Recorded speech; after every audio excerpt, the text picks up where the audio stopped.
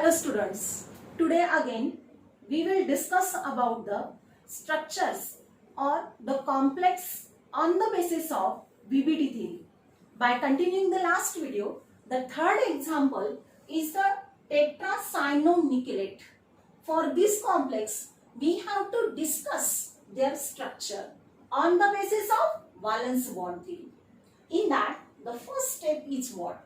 The first step is the oxidation state, right? You have to write the oxidation state of that metal, central metal atom. Here is the nickel.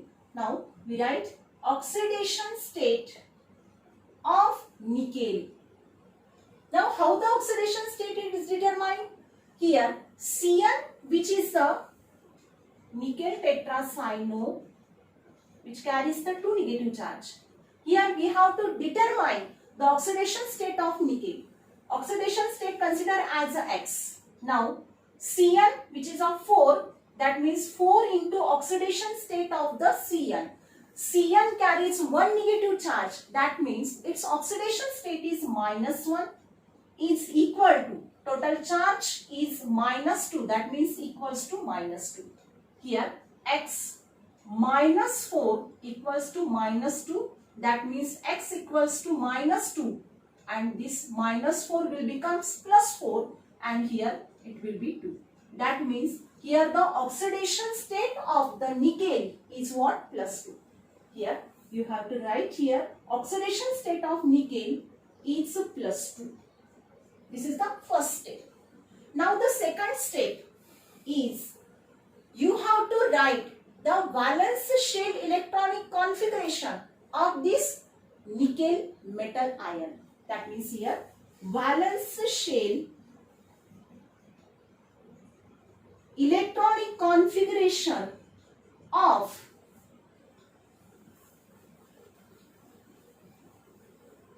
nickel.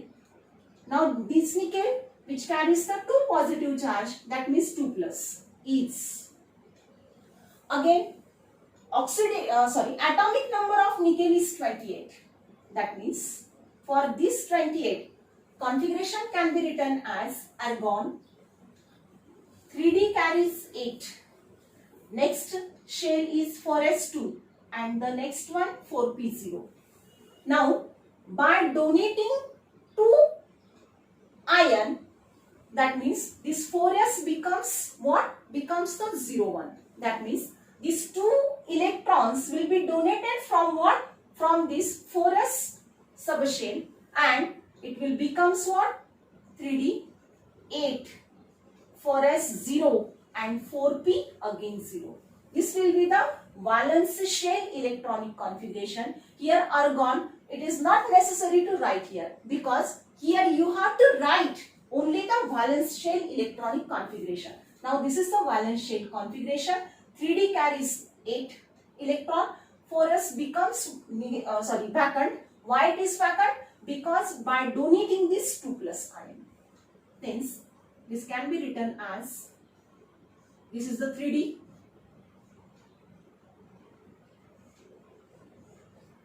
This carries the 8 electrons.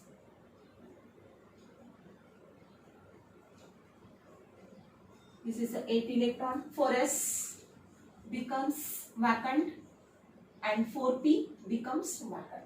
That means this is the electronic configuration of what? Is 3d 8, 4s 0, 4p 0. Now the second step. Now here we know that the central metal ion provide the vacant orbital for the bonding, and this vacant orbital, it becomes to its coordination number, equal to coordination number. म्हणजे यामध्ये metal provide करतो, काय provide करतो? त्यामध्ये vacant orbitals provide करतो. पण ते vacant orbitals, किती वॅकंट ऑर्बिटल्स तो प्रोव्हाइड करतो?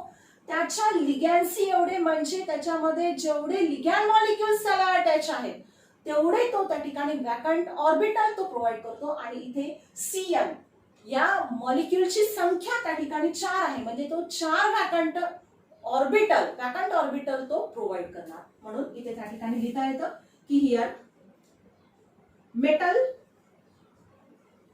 ion provide 4 vacant orbital.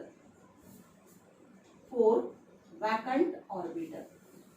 मग आता कोणते 4 vacant orbital? पहा यामध्ये वॅकंट कोणते राहिले? हा 4s 4p हे 3 आणि हा एक चौथा म्हणजे 4 राहिले.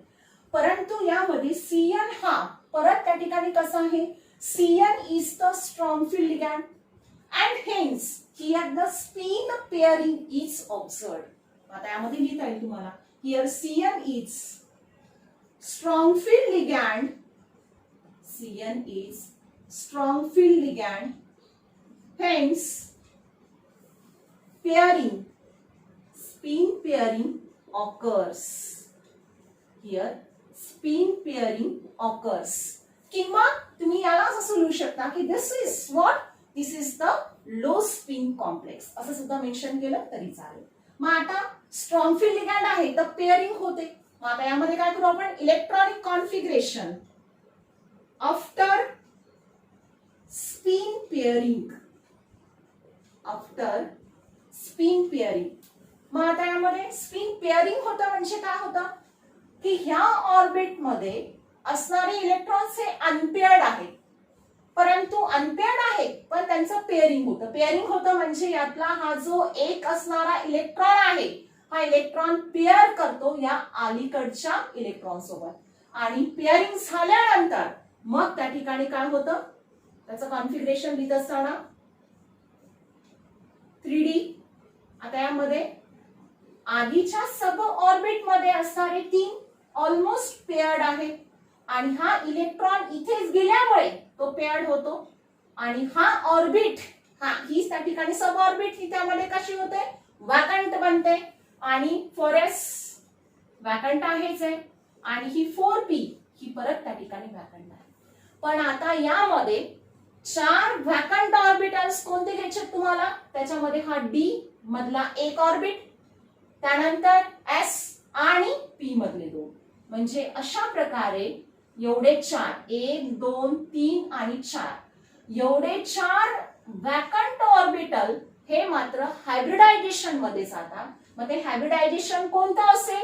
यामध्ये हे 3D वाला, हा 4s आणि हा 4p. म्हणजे यामध्ये कोणकोणते असतील ते? एक असेल d, एक असेल s आणि हे उरलेले p म्हणजे dsp2 हायब्रिडायझेशन. म्हणजे यामध्ये dsp2 हायब्रिडायझेशन तो देणार. दॅट मीन्स इथे तुम्हाला लिहिता येईल नंतरचा point. Here what? Here 1 3D comma 1 4s and what? 2 4p orbital undergo hybridization and form dsp2 type hybridization. म्हणजे याच्यावरून आपल्याला त्याचा टाइप सांगता येतो हायब्रिडायझेशनचा की यामध्ये कोणत्या प्रकारचं हायब्रिडायझेशन तो देईल? dsp2. हे आपण कशावरून डिसाइड केलं? हे त्याच्या किती वॅकंट मेटल आयन तो प्रोव्हाइड करणार. हे एवढे 4 वॅकंट ऑर्बिटल तो प्रोव्हाइड करतो म्हणून 4 हे वॅकंट ऑर्बिटल हायब्रिडायझेशन स्टेट मध्ये जातात आणि ते हायब्रिडायझेशन मध्ये गेल्यानंतर त्याचा टाइप ऑफ हायब्रिडायझेशन हा dsp2 टाइपचा असतो. मग आता dsp2 टाइपचा जर असेल तर या ठिकाणी तुम्हाला परत इलेक्ट्रॉनिक कॉन्फिगरेशन लिहिता येतं आफ्टर द कॉम्प्लेक्स फॉर्मेशन. त्यानंतर नेक्स्ट पॉइंट तुम्हाला लिहिता येईल electronic configuration after complex formation. After complex formation. आता यामध्ये डी मधले लिहा. हे 4 त्याच्यातले ऑर्बिटल्स हे पेअर्ड आहेत. त्यानंतर हा 4s आणि 4p. आता त्यामध्ये एवढे हायब्रिडायजेशन मध्ये गेले DsP2. आता हे हायब्रिडायजेशन मध्ये कॉम्प्लेक्स फॉर्म होत असताना हे दाखवायचंय तुम्हाला, तर मग बाकीचे हे जे वॅकंट वाले आहेत हे आपण दाखवणार. इथे त्या ठिकाणी क्रॉस तुम्ही दाखवा.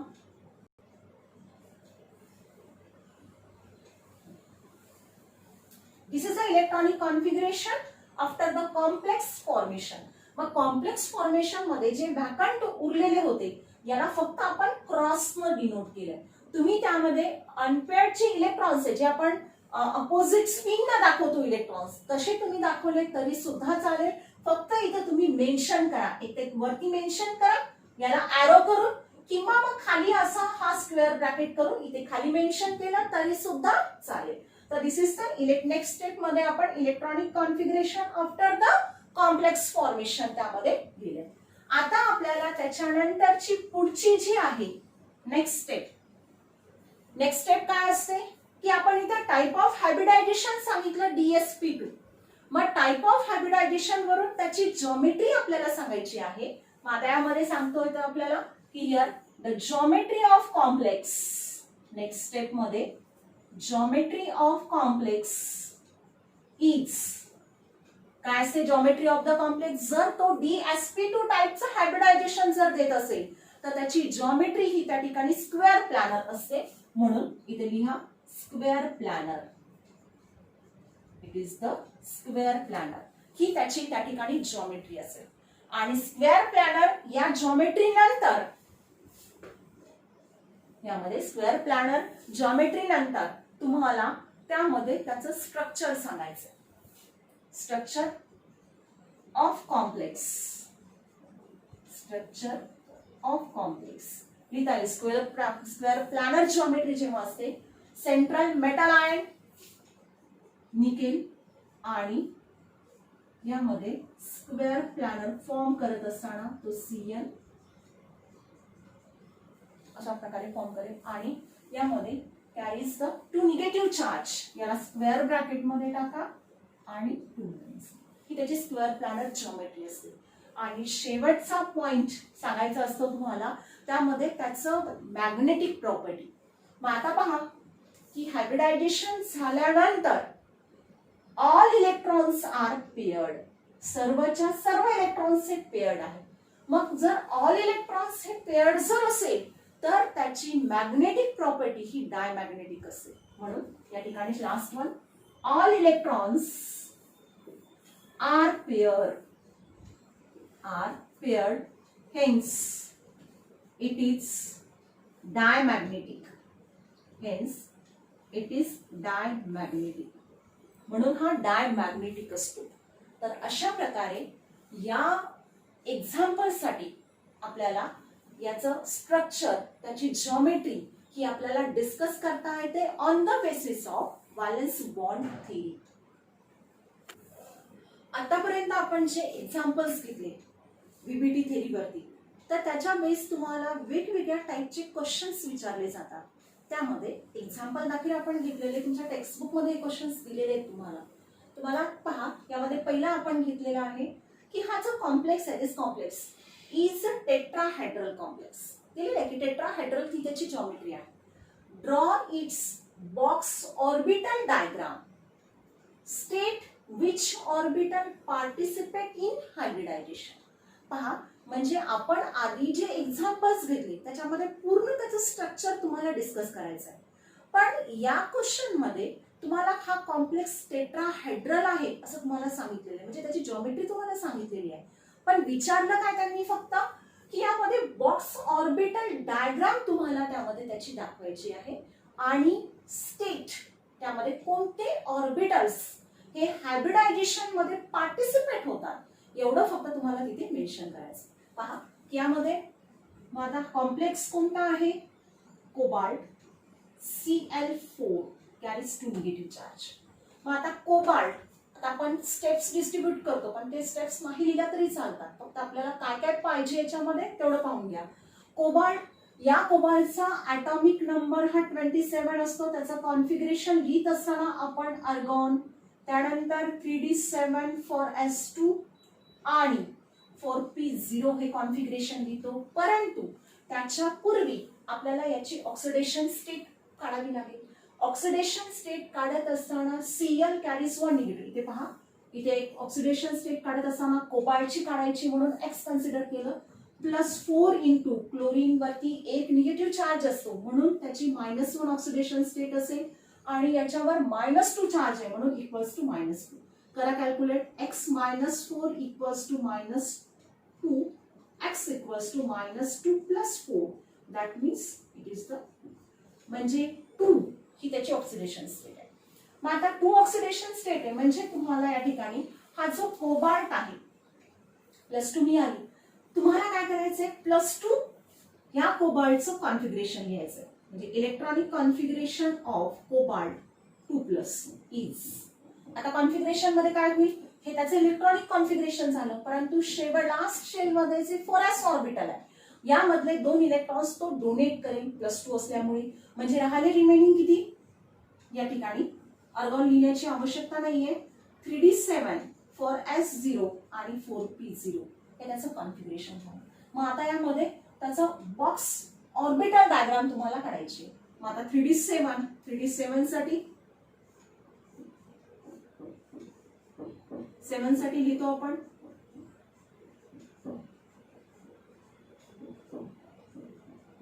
या मात्र अनपेअर्ड असतील आणि 4s0 4p0. तर हे झालं त्या ठिकाणी पहिल्या याचं उत्तर की draw its box orbital diagram. हे त्याच्या बॉक्स ऑर्बिटल डायग्राम आपण काढलेला आहे. त्यानंतर तुम्हाला सांगायचं state which orbital participate in hybridisation. मग आता हायब्रिडायझेशन कसं फॉर्म करतो हे आपण कसं काढतो, कसं आयडेंटिफाय करतो. यामध्ये COCl4 Cl हा त्या ठिकाणी लिगॅंड आहे. लिगॅंडचे किती ॲटम्स त्या ठिकाणी आहेत, त्याला 4. क्लोरीनचे किती झाले, 4 आहेत त्याला अटॅच. म्हणजे 4 ही त्याची लिगॅन्सी झाली. 4 हा त्याचा कोऑर्डिनेशन नंबर झाला. म्हणजे 4 वॅकंट मेटल ऑर्बिटल तो त्या ठिकाणी प्रोव्हाइड करेल फॉर द बॉन्डिंग. म्हणजे तेवढे मेटल ऑर्बिटल हे हायब्रिडायझेशन मध्ये पार्टिसिपेट होतात. आणि Cl हा त्या ठिकाणी वीक फील्ड लिगॅंड असल्यामुळे स्पिन पेअरिंग त्यांचं होणार नाही. मग आता कोणते वॅकंट राहिले, मग 4s मधला हा वॅकंट राहिला आणि 4p मधले हे वॅकंट राहिले. मग ते एकूण संख्या आपल्याला किती घ्यायची आहे, 4. म्हणजे या ठिकाणी 1s आणि 3p एवढे मात्र हायब्रिडायझेशन मध्ये जातात. मग आता इथे आपल्याला स्टेट करायचं, मेन्शन करायचं. मग आपण काय करणार, इथे मेन्शन काय करणार की आप here yes 1 4s and 3 4p orbital participate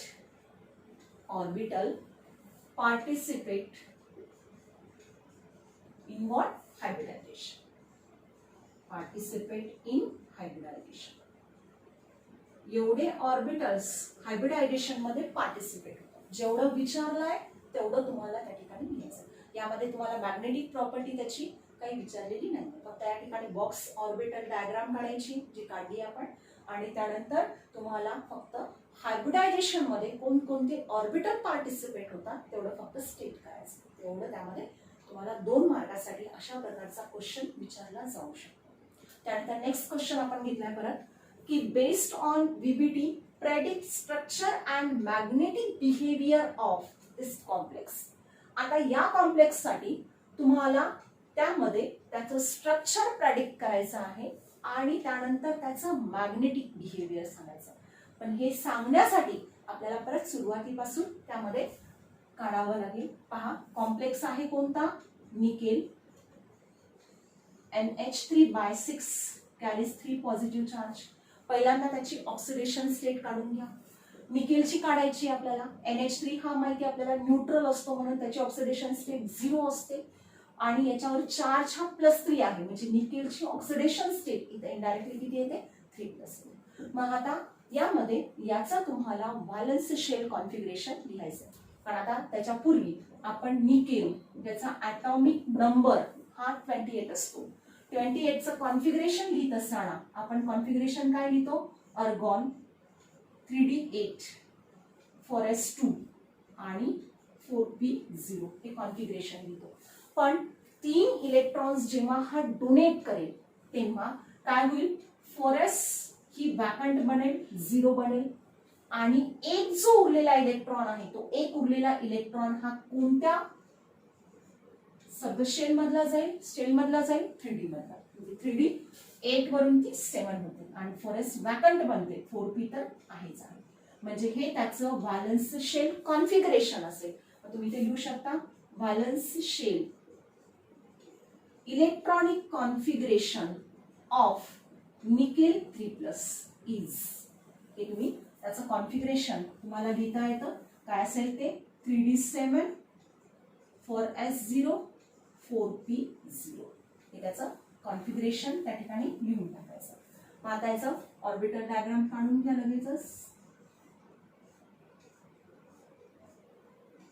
4s आणि ही 4p. आता 3D मध्ये 7 इलेक्ट्रॉन्स आहेत.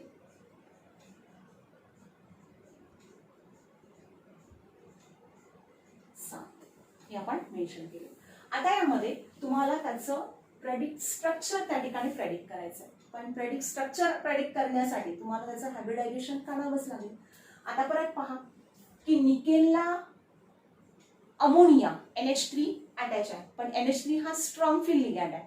मग स्ट्रॉंग फील्ड लिगॅंड जेव्हा अटॅच असतो तेव्हा त्यांचं स्पिन पेअरिंग होतं. ठीक आहे.